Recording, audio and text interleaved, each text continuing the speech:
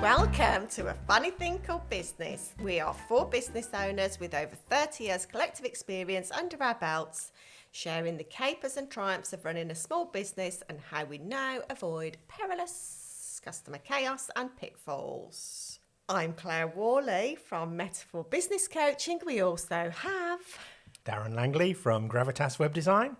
Kate Curry from Kudos Creative. Pete Morgan from Monkey Pants Productions. Lovely job.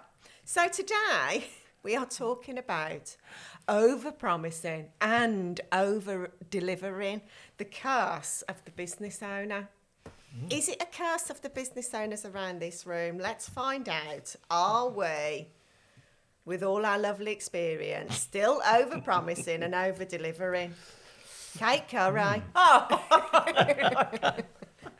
See, by asking you, I think she's intimating that you do that. Over-delivering. I'm a big fan, yeah. I used to do it a lot. Now I feel I have it under control mostly. But I think to some degree, a little bit of over-delivering is a positive thing. Okay, tell us more. Okay, so things like if you can just do that little bit above and beyond what a client's expectations are, I think that could come under the brackets of over delivery. Yeah. It's not what I was specifically asked to do Yes. for the quote that was done. Yeah.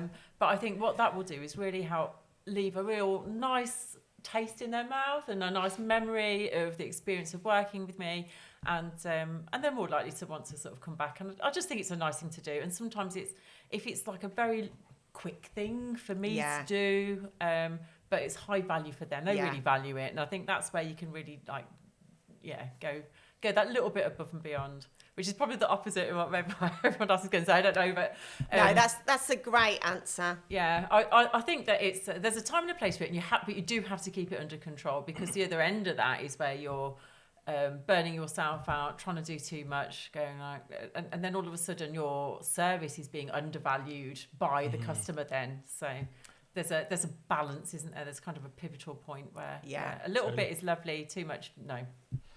I think that the over-delivery aspect, for me anyway, is kind of born out of excitement.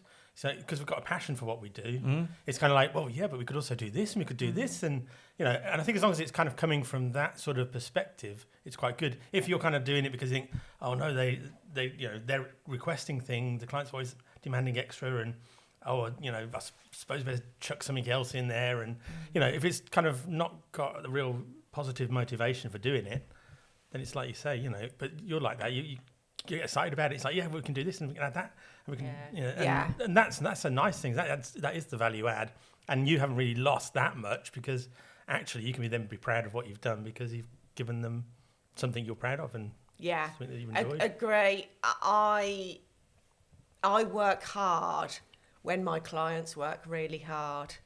And I kind of guess that's what you're saying as well. I mean, if you've got clients who are really lovely and, they're really excited about what you're delivering to them, then it just makes you want to deliver more, doesn't it? And Definitely. that's nice. That's a nice thing, isn't it? So, but I do remember, like, massively making big promises.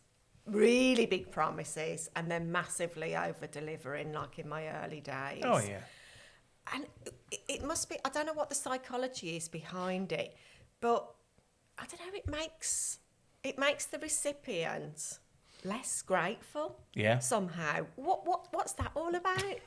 I think it's the value thing, isn't it? The value perception, that if you overpromise and overdeliver and undercharge, then you just devalue yourself. That was the key thing. Yeah. I was undercharging in the beginning. Absolutely. And that changes how you feel about them as well, because they're like, Yeah. oh, they're getting all this out of me, they're not Yeah. paying for it. Yeah. And then you start to feel a Absolutely. bit like, ugh, It has, about the whole thing, don't you? And that's not nice, because then they might be like, oh, I've got all this wonderful stuff I wasn't paying for, but then you're sat there on the other side feeling like just sobbing quietly into your hands, going, I've just wasted Thursday for doing all this stuff for nothing. Yeah, and not being paid for it. So it can change how you feel about things as well, can't it? Yeah.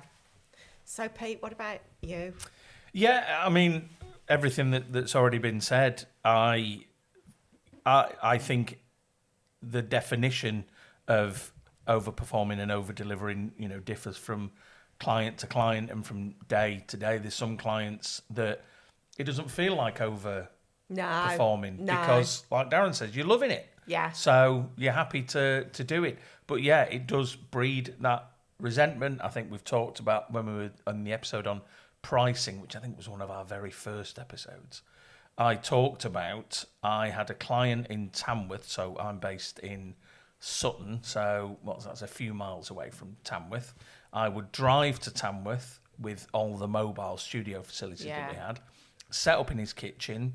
We'd record for about an hour, break it all down, bring it back, edit the podcast, produce it all up, put it up on the hosting site, and get it out there and give him a little bit of help with marketing. And that was...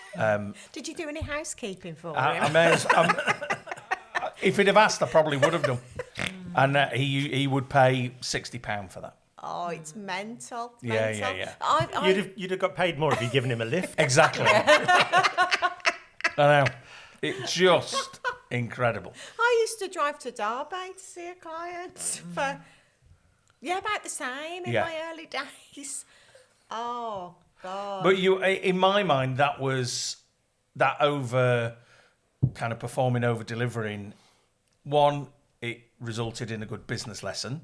Yeah. Because you learn a lot about yourself, about proper pricing, because I didn't know any of this. Yeah. But you also kind of, in my mind, I was doing that thing of I was speculate to accumulate, that I was doing this in the hope that more people would hear about it, because this person was a massive networker. But it doesn't work No, like that. Though, absolutely does it didn't. No, because what he did on a couple of occasions is he would tell people about me, but he would tell them how much he was paying or how little he was paying. Yeah. So when you would kind of say a higher price, and people were like, well, that's not what you're charging him. And I'm like, okay. No. Yeah, but that was 2 years ago now. I know. But anyway. The psychology behind it is really interesting, isn't it? Yeah. Because, I mean, when I was going to Derby, it was for a lovely client, and we are still friends now. That was great. But it made me think, this business isn't sustainable. But I couldn't see why the business wasn't sustainable the rate I was going. I just thought that is what I had to do. Yeah. But of course we don't, do we? So what would you have done differently back in the day? I mean, I think over-promising, that aspect of it, aside from the over-delivery where you kind of just do more for no benefit. Yeah. The over-promising side of it, I think of it as in the early days of a project where you're sitting down, you're scoping out the project. If you, at that stage, are kind of saying, we can do this, and we can do this, we can do this. I think as long as you're kind of putting costs and things towards those things, then the client can make a decision about whether they want those elements, and then you can get paid for those elements. So it's kind of, it's about the planning, isn't it, as much as anything? Yeah. Yeah, it's planning before you're in that meeting, because, of course, if you're in a meeting with a potential client and they're asking for this, this and this, it's very hard to say, oh, no, I can't do that. Oh, no, I can't do that either. We don't want to be in that position. You mean from if you mean that from like a kind of a cost perspective, it's like, no, that's not included, but we can, it's outside of scope. It's about being honest and saying that might cost a bit more, but we could do it that way. If it's that you sort of technically, which is sometimes an issue we run into, is like, technically, we actually can't do that because the web doesn't work that way. We can't make it so that Facebook or Google sends you all of their traffic. It doesn't really work that, Can you make us top of Google? Yeah. By next week? No. Yeah. So, it's kind of, you can't overpromise sometimes. But yeah, I think if you're in a meeting and you can factor those things in, put it into a proposal. But that does take a bit of balls, because you've got to be able to turn around and say, whilst they're all excited about something that you're also really excited about, and you're thinking, it'd be great to add this in, it'd be great to do this bit. How do I tell them that it's going to cost them another 500 quid? But of course, it does take a load of confidence, though, doesn't it? And in the early days, you haven't got that confidence. But of course, now, as the expert at what we all do, We know that, well, I know that you can't grow a business from 0 to 100k in 3 months. Yeah. Well, I don't know about that because I've seen a lot of Facebook videos that say exactly the opposite. And I wouldn't have had that confidence to say it 15 years ago, but now I'd be like, no, that, it's going to take this amount of time or this amount of effort or whatever it is. So it comes back to confidence as well, doesn't it? Being able to say, no, this is what it's going to take. And that's one thing you lack a lot of in the beginning, isn't it? Major. But you have like oodles of enthusiasm, Yeah. but the confidence is low, and then that's where you can really let it run away. And that imposter syndrome stuff that's kicking in as well that keeps you in your box, Yeah. So, Kate, I want to hear a story of in the past where you've over-delivered and over-promised and not got a great result. Okay. I found that in the beginning, I was very much like, okay. So, for example, I've had a client ask for a beautiful brochure. Let's design this beautiful brochure. What I hadn't sort of factored into is like, there's going to be... maybe I hadn't set up right at the beginning what the scope of that brochure design was. Is it a 2-page or a 20-page? And how many rounds of amends were we going to do? And was all the content going to be approved before it came to me? And I'd be like, no, send it all over and I'll just design it all up and it'll be lovely. And then we're like, we just need to change this and change that. And then by version 29, you're starting to pull your hair out a little bit and go, I've spent way too much time on this compared to what was at the beginning. And was that maybe not necessarily over-promising at the start, but I suppose that's an example of me getting overly enthusiastic about a project that I feel really excited about working on and not necessarily really nailing down the parameters of that right at the beginning to make sure that I don't end up... Because then you don't want to go back and go, this is going to cost more, this is going to cost more. You just like, okay, I'll do it. And I'm an inherent people pleaser. I find that part of my character really hard to contain. It just comes out all the time. And I'm very much like, I've got yes Tourette's. I think I've said this before. I'm just like, yes. and I'm like, what did I say that for? Do it. But it's, I'm getting much better at it now. But what was the outcome of that? Were they as thrilled with it? And... probably no, because actually at the beginning, if I'd have been a bit more on it with... Yeah.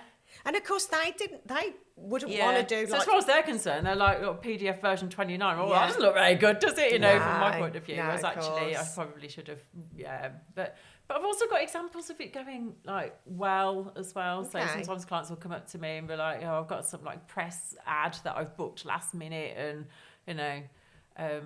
okay. Is it over-delivering to be like, I'll drop everything and move everything around in order to get this done for you? But the nice thing about doing that, as long as you're pricing for your time and for that time to, to move everything around in order to deliver that piece of artwork for them, that's why they come back, because they know that when they've got problems that I can help to solve that by going a bit above and beyond for them. So it sort of swings both ways, doesn't it? But my learnings are... agree everything right at the beginning and be really clear with it, exactly what you're delivering and what that price is going to be. That is the hardest time when you're in the middle of the project and the scope creep kicks in. Ship sailed then, hasn't it? And then it's constant, and every time you're going, it's going to cost you another 100 quid, that's going to be another 100. It feels like you're constantly asking them, demanding for money, and you think, they're going to think I'm just in this for the money and I'm just money grabbing, but they're in it for the scope creep. They're just, which isn't their fault. Sometimes a client sees something, it's not quite what they wanted, then they come up with another idea, and it's like, they want the best outcome. But quite often they probably do understand that it costs more. But this is where packages work brilliantly, isn't it? Because you set really clear expectations from the outset. There's boundaries kind of, invisibly tied into it, and the outcomes are there as 9 times out of 10 I'd say so, but there are occasions, as Kate was talking, it reminded me of a project that I had that was similar, where we'd agreed a package and what that includes, and then when we got into the project it was like, actually we wanted to do this website, and it's like, that ain't looking like the package thing, and then it's like, we wanted to do this and a bit of that and the other, and add some extra pages in, and we kind of went along with it, and it's like, they're actually really good suggestions. I really like them. I'd like to see this, coming to fruition. So we're quite excited about having a play and challenging ourselves with it. Again, didn't really up the price that much. Maybe add in a couple of bits, a couple of quid. got it to a point where it's like, okay, yeah, that's pretty good. I like this website. It looks good. It's going to look great in our portfolio. So that's a win for us. Yes, we haven't really been paid enough for it, but the client's going to be really happy with it. Then at the end of the project, the client disappeared and it hadn't been finished. It hadn't gone live, but it was like 90% done. Yeah. And then there was a couple of occasional kind of radio tweets of like, yeah, we'll come back to you on that. And years later, years have gone by now, like that website would be very dated by comparison. It's like, that's such a shame because we didn't get the benefit of the portfolio. We did all the work. We did get paid. They did pay the final bill, which was good. But everyone's just even then left it was lower. unhappy. Yeah, well, it was less than... We got paid less than the work that we did. We didn't have something we could show off at the end of it. The client didn't have a website that was better than the clunky thing they had before. So, so it didn't really... I don't know why they disappeared. But sometimes that happens in business, doesn't it? Sometimes businesses go out of business. So it does. Yeah. This episode of A Funny Thing Called Business is sponsored by Monkey Pants Productions, the podcasting production house that holds your hand as much or as little as you want, whether it's through education and training, right up to full mobile studio facilities that we can bring to where you are to get your business vision, your podcast idea out to a waiting global audience.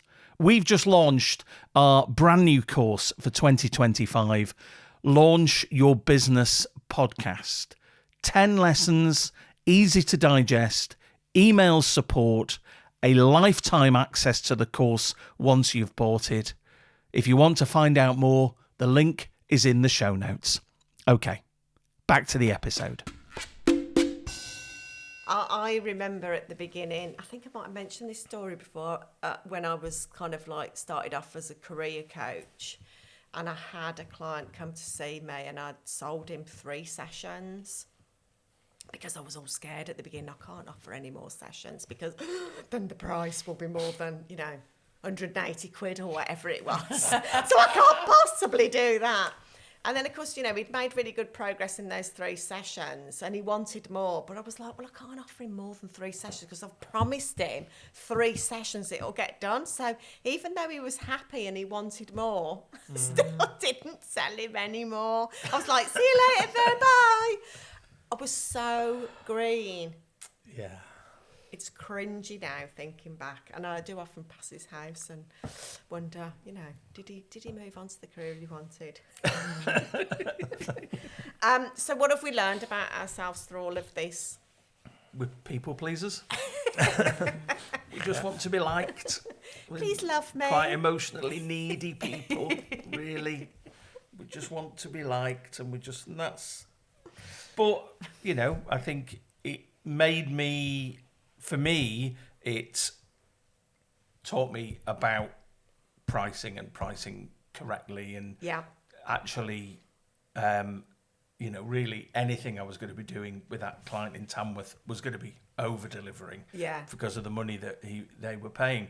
But just working that out, and again, we've talked in the past. I don't have contracts with clients, but I have a podcasting agreement, so I send that to them. They read it. So that says, this is what I'm going to do, this is what you're going to do. Yeah. And this is how much you're going to pay me for it. Yeah. And these are the timescales, and this is who owns the audio, and this, all those kind of things. So it's essentially a contract, but it's just come back, reply yes. It's like a handshake. And it's that, and that's what it taught me, is create those boundaries. Because I think, as I said at the beginning, I think over-performing and over-delivering differs from client to client, and it kind of differs from different times in our life as a business owner. Mm-hmm. Stuff that we're doing now, or stuff that we maybe did a couple of years ago. Now we'd go, oh, you were so over-performing and over-delivering, but at the time it didn't feel like it. You just thought you were, okay, yeah, this will be fine, this will be all right. It's only a tiny little thing. Yeah. See, what I've learned about myself through over-promising and over-delivering is that I, as a business coach, am the facilitator.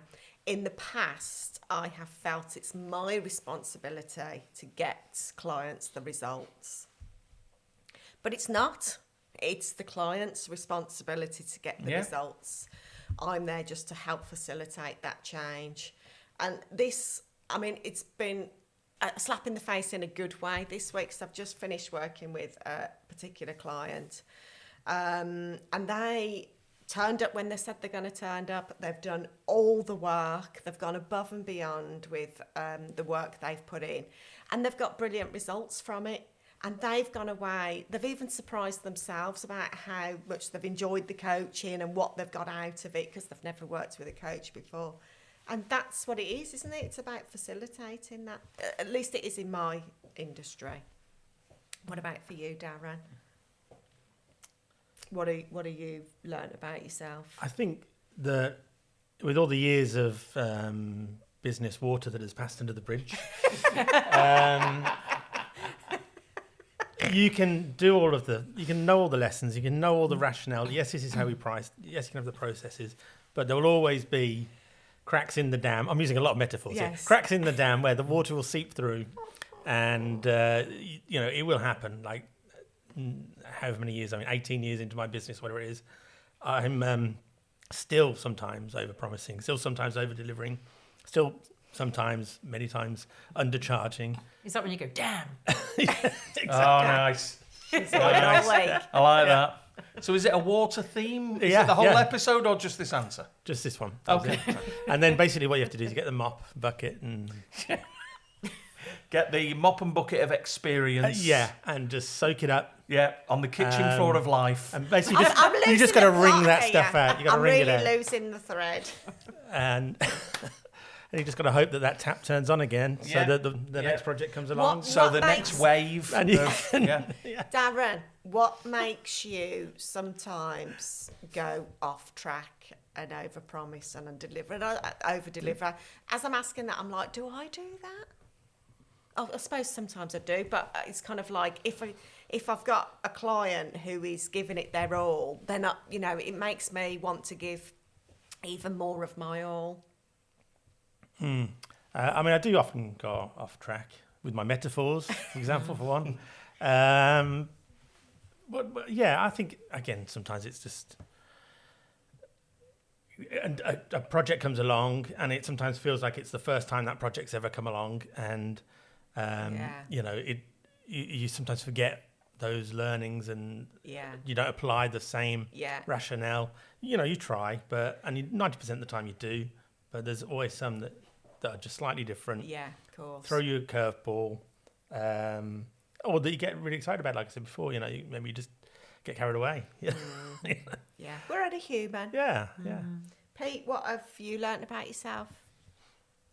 I think it's one of the things I was just thinking about there was to add the things that you've overperformed with in the past in as part of the package.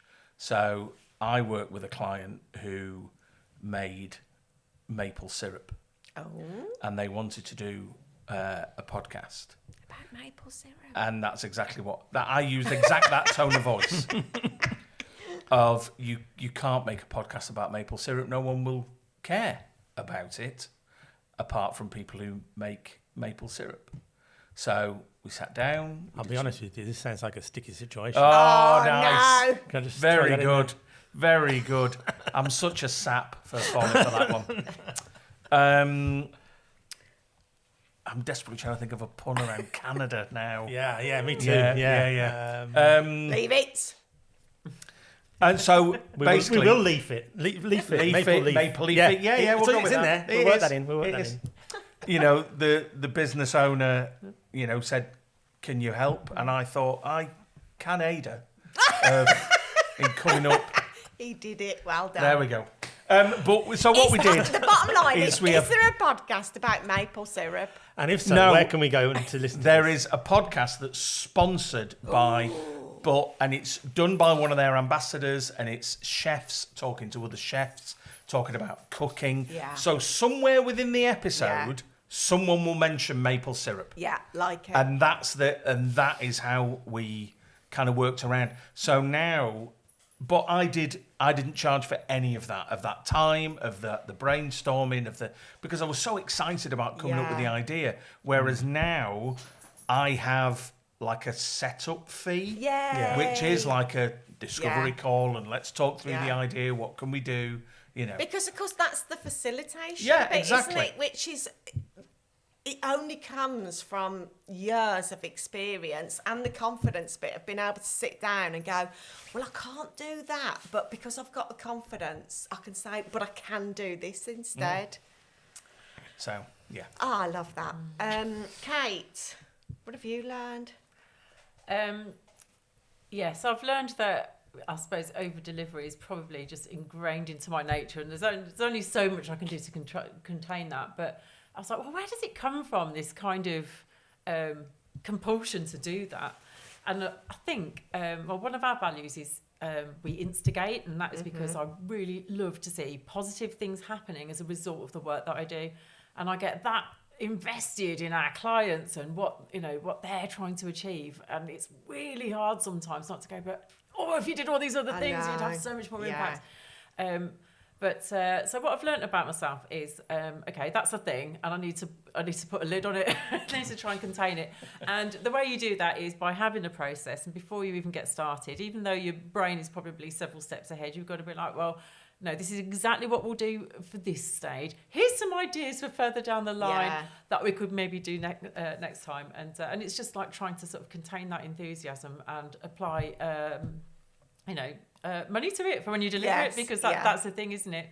I do wonder if it comes back to that, like, reluctance to talk about money sometimes with people, and maybe that's part of what's behind it all as well. You just want to do the work and the money would magically appear in your account. That would be the best way of doing it, wouldn't it? Yeah. But you've got to have these parameters and ways to sort of control. Is that an option? Is that something we can ask for, or is that no?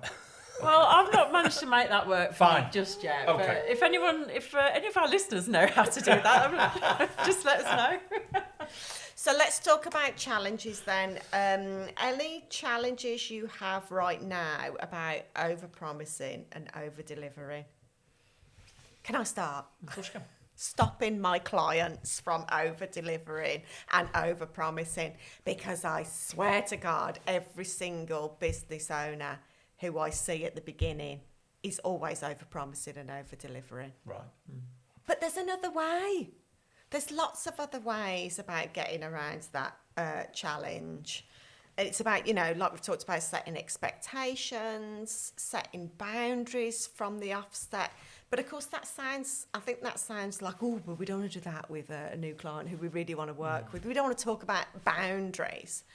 But they don't have to be explicit. No. It's like what you've said about your kind of agreement that you have between each other, and we've talked about packages, and there are loads of different ways to stop that from happening, because, well, I don't want to hear about business owners with their laptop in front of the TV at night. No.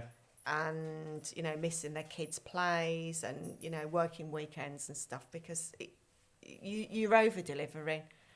It's really simple. So that's my challenge. But I accept that challenge and I embrace it.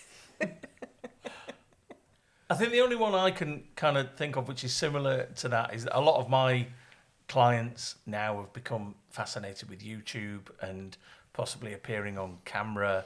Oh, and good. It's making sure that I'm not over-promising on what that is going to achieve for their podcast. Interesting. Because a lot of people are thinking, right, everyone's on YouTube, Stephen Bartlett, Diary of a CEO, Mel Robbins, Joe Rogan, they're getting millions of views, or, thousands of views on YouTube. I can do that. And it's kind of just making sure they understand that, no, you can't. Yeah. It's the Now you tell us. It's the same thing, isn't it? Like with business, is when you're a business owner, first of all, you feel like you're going to open that shop door or put your website up, and all of a sudden you're going to be flooded. how many people does that really happen to? Exactly. And of course, it doesn't. That's that whole overnight success thing. There is no such thing Nope. as overnight success. You certainly can't plan it, can you? No. No. I mean, I've said, Joe Rogan was doing two episodes a week for about 2 years. Yeah, He was committed to Put the it. graft in. Yeah, absolutely. Yeah. Darren, any challenges? Yeah, I mean, I think when you mentioned about setting expectations, I think that's sometimes a challenge in its own right, because maybe it's an episode in its own right, because there's one thing about setting expectations about what's going to be delivered, but sometimes it's that putting it in a way that the client actually understands what those expectations are, because if you say, oh, you're going to get a website, well, that could mean many things, and their perception of that or their expectation of that might be different to what you're trying to set out. Yeah, it So probably is, yeah, isn't yeah. it? With all our clients, Absolutely. So then if things do go awry and they're like, well, this isn't what I was expecting, or I was expecting more, then it's like, well, yeah, but the expectations I set you at the beginning was down here and you're there still. So yeah, it's actually that communication level, I think, is a really tricky thing to overcome. Yeah. And something that, to focus on, really. And how you do that is very simple, very simple. Are you going to talk about Trello? Processes? No, I was hoping you was going to answer my question. That's what I think that the sounds answers good. are. Yeah. Okay, good. I'm glad you did that, because I didn't actually have an answer. But I'm glad it involves Trello. That's nice to hear. Kate, challenges. Okay, I think my biggest challenge is reminding myself that not everybody can do what I can do. Yes. There's a value to that. And, Yes. And remember that. Yes. All of the above. And I have just remembered a far better answer to one of the previous questions. Okay. Too late now. Too late. I'm open to hearing It's not like we can't edit Okay. this. And it was a much better one than the brochure answer that I gave. But this is a good one, a good Okay. example of, No of not pressure now, necessarily, fully valuing what I do. And it was a client inquiry. They were massive. They'd been on the telly. It was really exciting. And I allowed myself to get very, very overexcited about the whole thing. And I put days of time. I even went to visit them at an exhibition. I gave up a day of my time to go for like a planning meeting and all this kind of stuff. Loads and loads and loads of time. Can I guess the outcome? They didn't sign with you, No. did they? No, I didn't get anything out of it. It's At all. crazy. Which is really gutting. So biggest challenge, I suppose, is containing my enthusiasm and remembering that what I offer is of high value to my clients, and that just to remember that. Yeah. And it's easy for us sometimes to just like go, oh well, I'll just do this, this, and this, because it's but actually it's high value to them, and you shouldn't be doing it really unless it's under control and it's what you decide you want to do for them as a little extra to make that relationship. Yeah. Well, I'm so glad you grabbed that from the depths of your brain, because it's so true, isn't it? You just have to give me 20 minutes and then I can come up like a real shit hot answer. Because it does go back to the facilitators, and I kind of thought, is it just me who's a facilitator in this room? But we're all facilitators, aren't we? Yeah. Ultimately, Pete, you can do your podcast and you can do your website and you can, give your brochures and all the lovely brand. But it's up to the client to put the podcast out there, to tell people about the website and all the rest of it. So we're all facilitating, aren't we? And I'm the same. I get a bit excited, when someone comes on a business kickstart session with me and they've got this great business idea, and I'm like, yes, you need to leave your job and do this business, because that's what I did, and I want everybody else who's got a passion for an idea to follow through with it. But I can't make them, and obviously I don't want to make them, but you get excited, don't you, to go, yeah, I can help you, but got to help themselves first of all. So let's talk about silver linings. What are the silver linings to overpromising and overdelivering? The curse of the business owner. My silver lining is I have no longer got the curse. Nice. My silver lining is I'll tell you in about 20 minutes. Have a think. See, clients for me get what they want when they come through the coaching process. and they get the results and they stop over-promising, over-delivering. And I have balance too, so the curse no longer exists. Nice. My curse is reduced. Good. Yeah. It's just at a simmer now rather It's than a just boil. simmering, it's not boiling and overflowing the Yeah. saucepan. Going back to some more watery puns. So yeah, I think I've got it reasonably under control. And if you are going to over deliver, make sure it's on your terms. I think is the silver lining. Oh, she always just gives some does, absolute blinder, doesn't she? That's why they love her. She gets right in at the last. She does. Darren Blinding and me endless. just here, provided we're like clowns. I yield my time. Yes. Brilliant, guys. Thank you for all your wonderful shares, as always. And for our lovely listeners, please share, subscribe and review so our fellow business owners can enjoy, be inspired and always keep focused on the fun side of business.